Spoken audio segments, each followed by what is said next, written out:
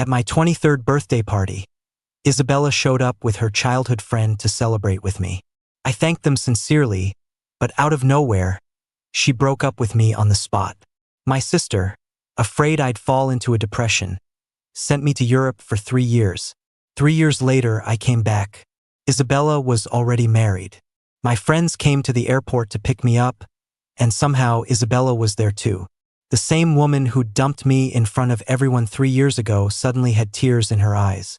Felix, didn't you think about me at all these past 3 years? After 3 years, I was finally back in the city.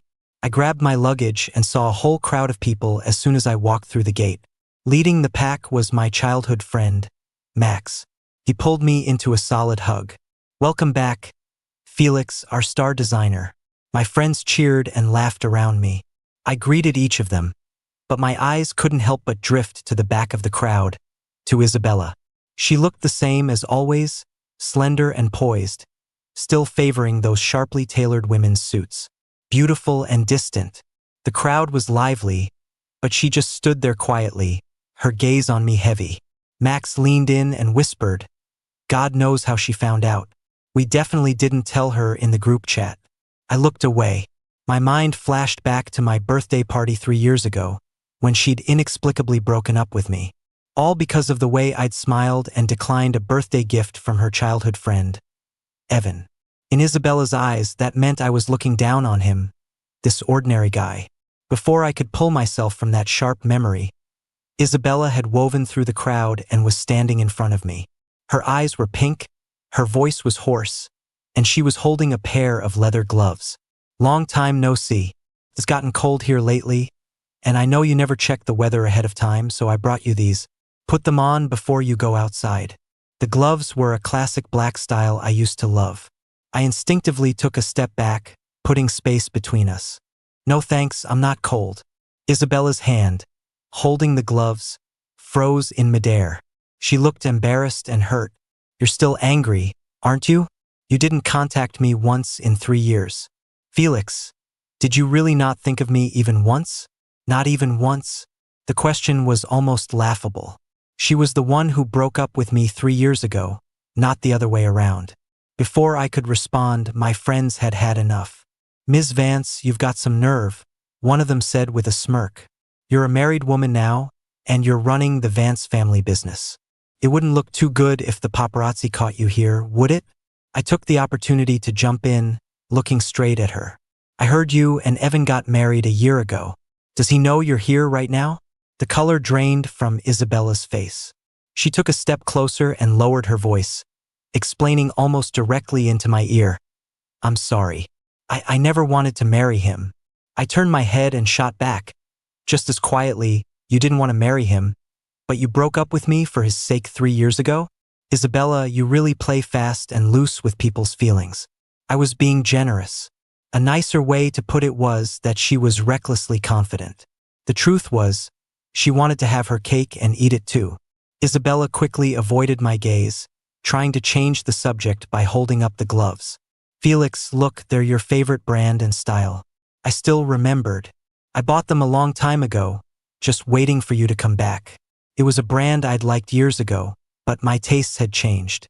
My friends started guiding me toward the exit, leaving Isabella to deal with her own awkwardness. Just as we reached the airport entrance, a gentle, slightly fawning voice called out, "Felix, I heard you were back, so I came to pick you up." Evan walked toward us, dressed head to toe in the latest Dior menswear, his hair and makeup perfect, a triumphant smile on his face. He immediately spotted Isabella behind me and the black gloves in her hand. "Looks like I came at a bad time?" Max exploded, stepping in front of me to confront Evan. "Of course it's a bad time. When have you ever shown up at the right time? That fake smile of yours is disgusting. First, you steal Felix's girlfriend 3 years ago, and then you use some shady tricks to marry into the Vance family. What, you think you went from rags to riches?" Max's words were fast and vicious. Evan's face turned beet red. Our mutual friend, Tina, quickly stepped in to pull Max back. "Max, that's enough. Think about the scene you're making." She reminded him urgently, no matter what, he's Isabella's husband now. What if she gets mad and cancels that contract your family has with her company? Tina paused, then glanced at me, standing there silently. And if she takes it out on Felix, you'll just be making things worse. The moment Tina finished, the humiliated flush on Evan's face miraculously faded. He wasn't angry at all. In fact, he broke into a wide grin, as if he just heard the funniest joke in the world. Max, listen to you. Why would you think I used shady tricks? He calmly adjusted the collar of his Dior jacket. His eyes scanned everyone there before finally landing on me. Isabella was the one who chased me. When I proposed, there were drones spelling out my love for her over the entire waterfront. Not like some people who date for years and can't even get a ring on her finger. The crowd fell silent. Evan was pleased with the effect. He pretended to just notice the gloves in Isabella's hand and let out a surprised, "Oh, aren't those the gloves I bought for you the other day?" He walked over to her, his tone innocent and affectionate. "You said you were coming to the airport to pick up a foreign business partner. Did you meet them? I told you to give the gloves to him, a little gift from the Vance family since the weather turned cold. Why are you still holding them? A foreign business partner. So, she wasn't here for me. The gloves weren't for me." I looked up at Isabella. She looked away, flustered, and fumbled in her handbag for a slim cigarette, her hand trembling as she lit it. The pale smoke swirled around her face, making her pale expression seem even more desolate. "Evan," she said after a drag, her voice raspy with warning, "don't push it." The warning was weak, with no force behind it. Evan immediately rushed to her side, linking his arm through hers and pressing against her affectionately. "Honey, I knew you'd never stay mad at me. You spoil me too much." He gave her arm a little shake, then turned to look at me, his smile beaming. "Mr. Price, my apologies. I hope we haven't made a scene." When I got home, my sister, Claire, was waiting for me with a hot cup of tea. Tina told me all about the drama at the airport. "Good for you for walking away. You should treat them like they're invisible." Her brow was furrowed. "That idiot Isabella and that Evan guy, neither of them are any good." I sipped the ginger tea, the warmth spreading from my throat to my stomach, chasing away the chill from the airport. Seeing that I was relatively calm, Claire continued, "It's true. Isabella proposed to Evan a year ago." She scoffed, her tone full of contempt. Before the proposal, Evan's family was at the Vance house almost every day, making a scene. Drones, citywide headlines, they made such a spectacle, making sure everyone knew. She paused and leaned in closer. I set down my cup, any lingering turmoil in my heart now completely settled. "So, do you need your big sister to step in?" Claire asked, cracking her knuckles with a grin. "Want me to make them get a divorce, or maybe cause some trouble for her business? Just say the word, and I'll take care of it." Her eagerness made me laugh. "No need, sis. You don't go back. Especially not for a horse as confused as Isabella." I met her gaze evenly. "Besides, I already met someone I like in Europe." Claire froze for a second, her worry vanishing, replaced by pure, unadulterated joy. She slapped her thigh. "I knew it. Mom and Dad didn't want you going to Europe alone, but I was the one who insisted on sending you. See? My instincts are always right." My sister's glorious self-satisfaction lasted less than 2 days before the Vance family came calling. It was Isabella's father, Mr. Vance. He brought a host of expensive gifts, a luxury watch, cufflinks, and sat on our living room sofa with a humble posture, sincerely apologizing for Isabella's behavior 3 years ago. "Felix, my boy, I know our Isabella did you wrong." He patted my hand, his eyes a little red. "She was tricked by that man. Evan, our whole family was fooled. Isabella has had a terrible year. She can barely eat or sleep. She's a wreck." I pulled my hand away. "Is that so? When I saw her at the airport the other day, she looked much better than she did 3 years ago." The sorrow on Mr. Vance's face froze, and his expression turned awkward. "She's just putting on a brave face. It's all an act." I smiled. "Sir, I understand why you're here, and I appreciate you making the trip, but I'm already in love with someone else." I watched his face slowly register my words and continued, She's coming back from overseas soon, and we'll be getting engaged. After Mr. Vance left, my sister shook her head. Tut tutang. The nerve of the Vance family, thinking they can win you back with a few trinkets. I calmly cleared away the tea set. Isabella probably sent her dad to test the waters. So when you said you were getting engaged, Claire said, narrowing her eyes, were you just trying to get to them? I just smiled. The next morning, Max called me in a panic. Felix, you have to see what's trending locally. I groggily opened my phone. There it was, 8th on the local business trending topics. Price heir, dumped 3 years ago, returns to rekindle romance with Isabella Vance. I clicked on it. It was all posts from local paid accounts, spreading rumors that I had contacted the Vance family yesterday, seeking a reconciliation. There were a few blurry photos of Mr. Vance visiting my house, with captions that made it all sound official. An insider reveals that Felix Price deeply regrets his past and contacted the Vance family to make amends, hoping for a fresh start. The Vances personally visited him, and the two parties had a pleasant conversation. I had to laugh. Max was cursing on the other end of the line. This has the Vances written all over it. It's disgusting. They come to you, get rejected, and then flip the script to make it look like you're the one begging to get back together. Now the comments are full of people trashing you, saying you couldn't make it abroad and came back looking for a meal ticket. I scrolled through the comments. They were pretty nasty, but there were also plenty of rational people defending me, saying the rumors were obviously fake. Don't worry about it, I said, getting dressed. We have plenty of connections. This is nothing we can't handle. As soon as I got downstairs, I saw Isabella leaning against her car, waiting. She was wearing another suit, but her face was even more haggard than a few days ago, with faint dark circles under her eyes.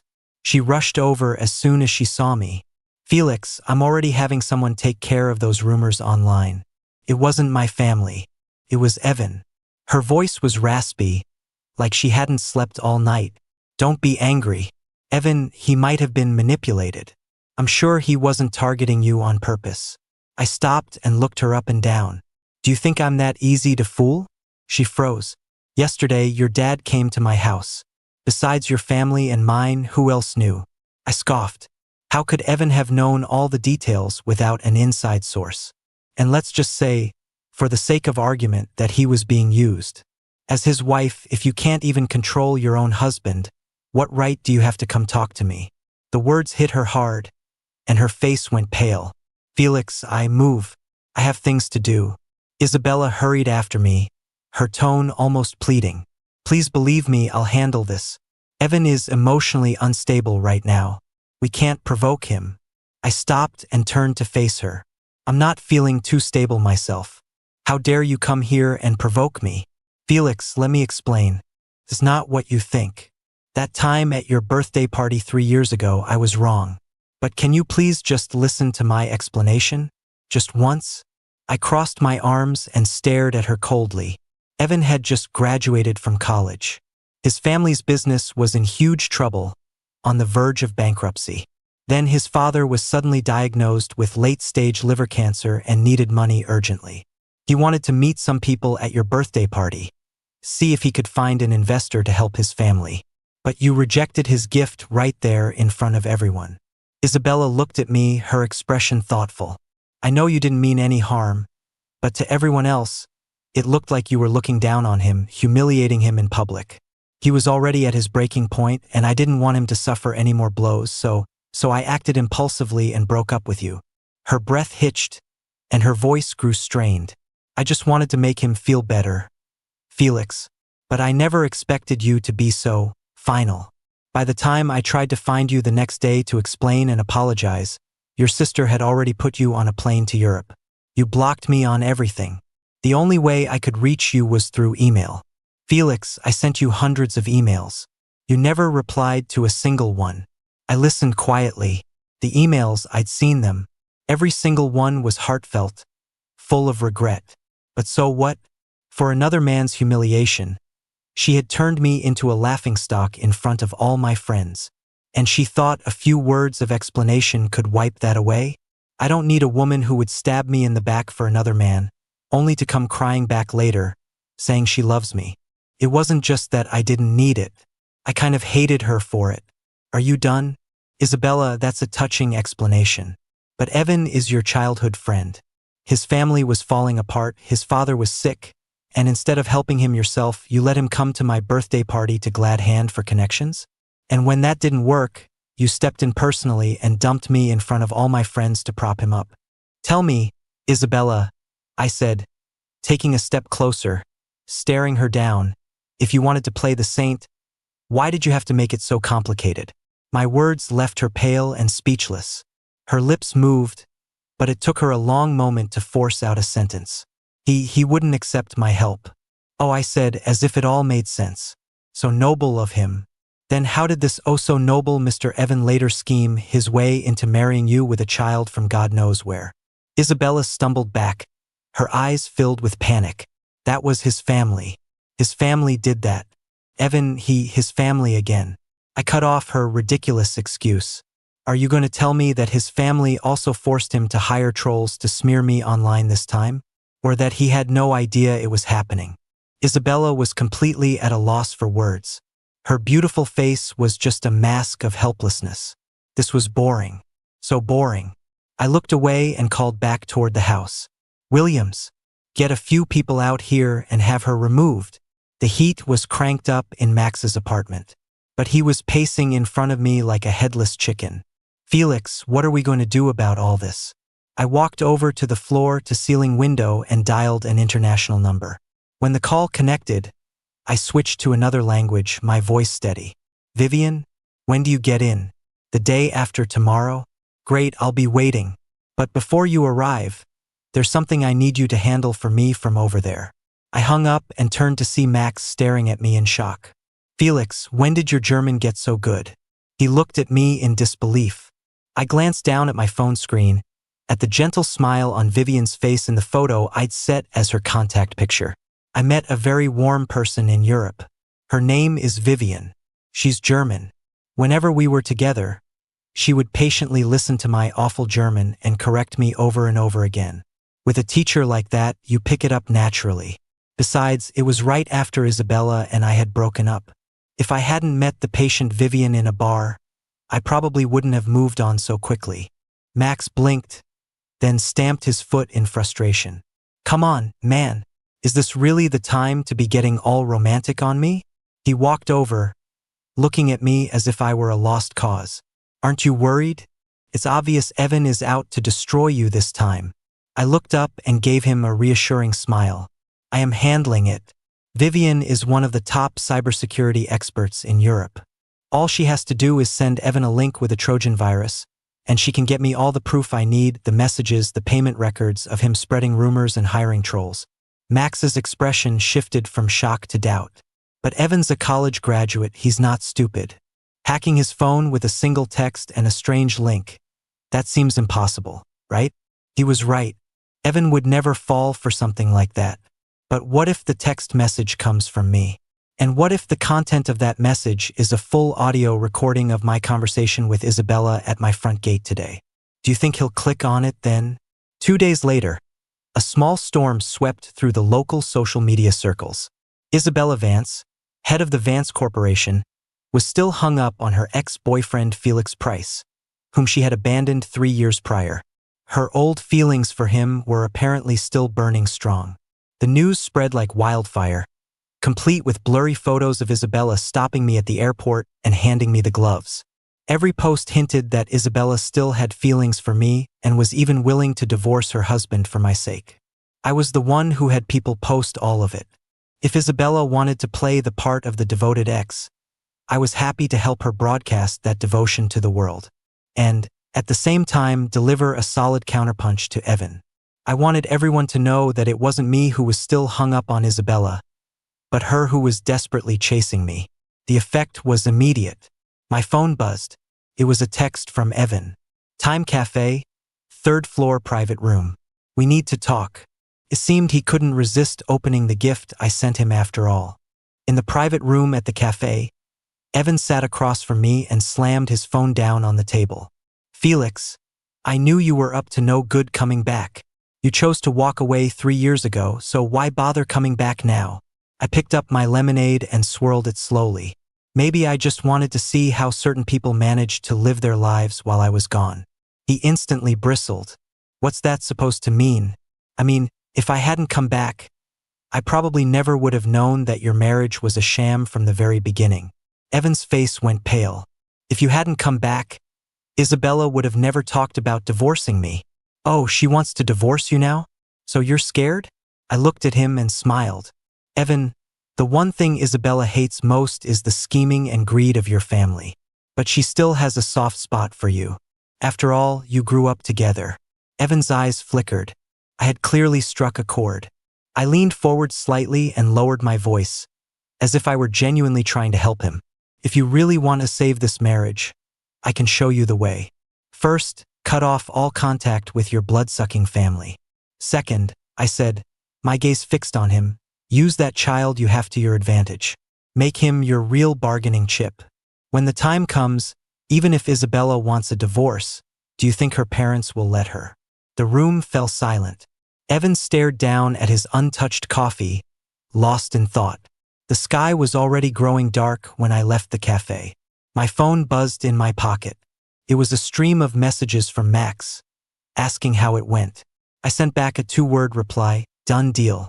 I expected the Vance family to launch a full-scale PR campaign, denying everything and painting Isabella as a victim being harassed by her ex.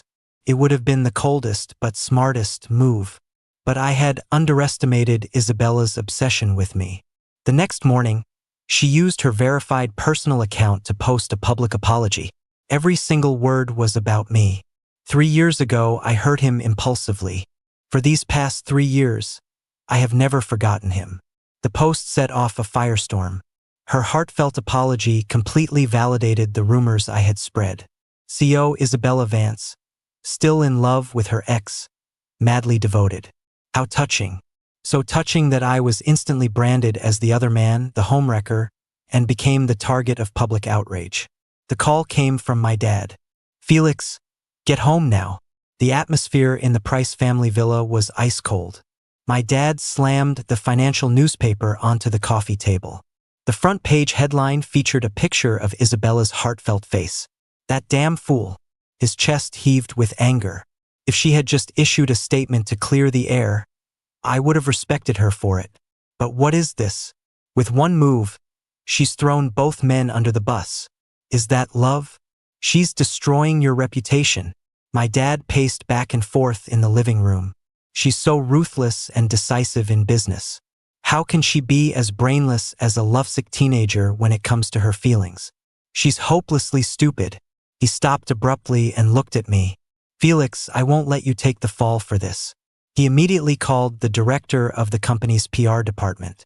Issue a statement right now, and I want the wording to be as strong as possible. Just say that the Price Corporation has no relationship whatsoever with the Vance family. Not now and not ever. This was a declaration of war. My dad's statement hit the local business community like a depth charge. And the gift from Vivian arrived at the perfect moment. Every chat log and transaction screenshot proving that Evan had colluded with online trolls to smear me as a homewrecker was made public. The evidence was undeniable. Public opinion flipped on a dime. Backed into a corner, Evan had no choice but to release a written statement late at night. He apologized to me profusely, but threw his parents under the bus for everything. I only did it because my parents told me Felix was back. I acted foolishly and created a terrible misunderstanding. He had learned the first lesson I taught him very well. After the storm passed, Isabella started showing up at my house frequently, her attitude incredibly humble. The gifts she sent piled up in the gatehouse, designer clothes, limited edition watches, everything imaginable. But no one in my family budged. The butler turned her away time and time again, and my parents couldn't even be bothered to see her. A few days later, her patience finally ran out. I had just gotten home when her car blocked the main gate to the villa. Isabella got out, her face no longer showing the meekness of the past few days. It was replaced by a grim look of frustration and rage. Felix, do you really have to be so ruthless? I looked at her coldly. You're the one who was ruthless first. She sneered and walked closer, her eyes filled with a blatant threat. Don't forget, Max's family business relies on support from my family for most of its operations. And Tina, the biggest partner for her family's company, is also the Vance family. Are you really going to sacrifice your friends' futures just to get back at me? I clenched my fists. Shameless. Seeing my face pale, she seemed satisfied. Her tone softened, taking on an almost pleading quality. The next second, she did something that shocked me. Right there, in front of all the security guards and staff, she dropped to her knees on the cold pavement. Felix, if you hadn't come back, I could have pretended none of this ever happened. I would have never bothered you again for the rest of my life. But you did come back, she said, looking up, her eyes bloodshot. And I can't let you go again. When we were 20, under the fireworks outside the university town, I promised you that for the rest of my life, you would be the only one by my side. There was a collective gasp from the people around us. All I felt was how absurd and laughable it all was. I turned and walked through the gate, giving the butler a cold order. Williams, bring out all the gifts that woman sent me. Soon, all the beautifully wrapped boxes were brought out and piled in front of Isabella.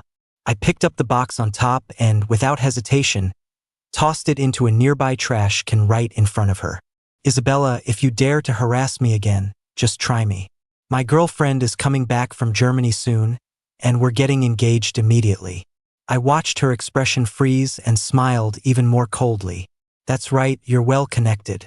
You work with a lot of people.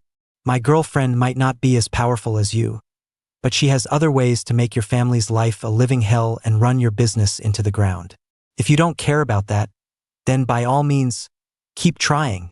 My comment about getting engaged was meant to be the final straw for Isabella. I never expected my parents to take it seriously. 3 days later, the Price family formally announced my engagement to Vivian. The wording was official, the tone resolute. The Vance family became a laughingstock. The night the announcement was made, a torrential downpour began. Fat raindrops hammered against the villa's floor-to-ceiling windows. That's when Isabella showed up. She hadn't driven. She stood at the main gate, soaked to the bone, looking like a stray cat abandoned by the world. She reeked of alcohol and rain. The security guards tried to stop her, but she was like a madwoman, pounding her fists on the cold iron gate. Felix, get out here. I stood at my second-floor window, looking down at her dispassionately. Vivian came over and handed me a glass of warm milk, her eyes following my gaze. Felix, why did you have to come back? Isabella's cries cut through the rain, thick with desperation. If you hadn't come back, everything would have been fine. If you hadn't come back, I wouldn't have had any hope. I wouldn't be this pathetic and humiliated. I took a sip of milk, my face expressionless. What a ridiculous line of reasoning. It was as if she believed that as long as I disappeared forever, she could have kept her marriage and her career with a clear conscience. It was me who had shattered her peace. Since you came back, that must mean you forgave me, right? Her voice was filled with a self-righteous sense of injury. They say you have to go through hell and back to win someone over, and I've been through enough hell. Don't you think 3 years was enough? I declared my love for you to the whole world while I was married. Wasn't that enough? Beside me, Vivian's brow furrowed deeply. She'd heard enough. She took my hand, and we hurried downstairs. She threw open the heavy front door of the villa. A blast of cold wind and rain rushed in. Vivian stood in front of me protectively and, in her less than fluent Chinese, questioned the pathetic woman at the gate, word by word. Why should he stay away from his home his whole life just for you? Isabella's bloodshot eyes snapped toward her. Who do you think you are? Vivian took a step forward, her presence just as imposing. It doesn't matter who I am. What matters is that you are a worthless, cheating piece of trash. Your devotion is meaningless. Isabella lunged forward, trying to grab my hand. Felix, come back to me. I can give you anything. My business, everything I have, I'll make Evan disappear, I'll send him abroad. We can go back to how things were, okay? I shook off her touch in disgust and reminded her of a cold, hard fact with a sneer. Isabella, do you have any idea how much of your business has been infiltrated by Evan's family? Are you even in charge anymore? The color drained from her face. I pressed on, my voice as cold as ice. If you were really in charge, you never would have agreed to your parents' demand to marry Evan in the first place. The last of her pretenses was torn away.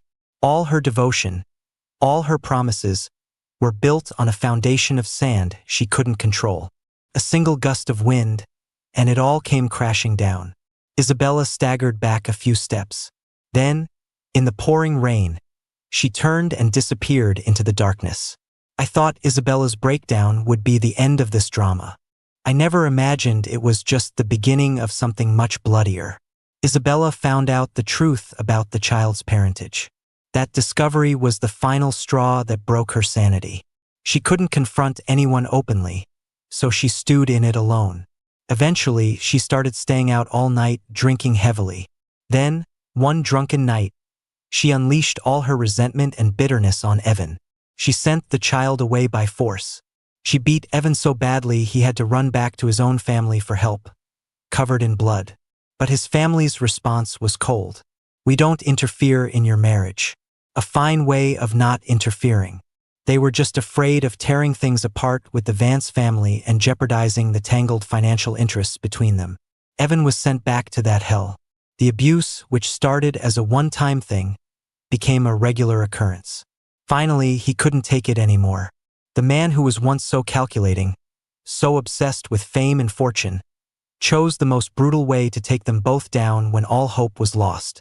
He gathered all the evidence he had on the Vance and Evan families, tax evasion, fraudulent accounting, and sent it all to the IRS. It was a devastating blow. Isabella completely lost her mind. Another rainy night, she grabbed Evan by the throat and dragged him to the top of the second-floor staircase, her face contorted with rage. "You ruined me. You're not getting out of this alive either." The next second, she let go. Evan tumbled down the stairs like a broken doll. I saw it all on the news the next day. Isabella was arrested for aggravated assault. Evan was paralyzed from the neck down and would spend the rest of his life in a wheelchair.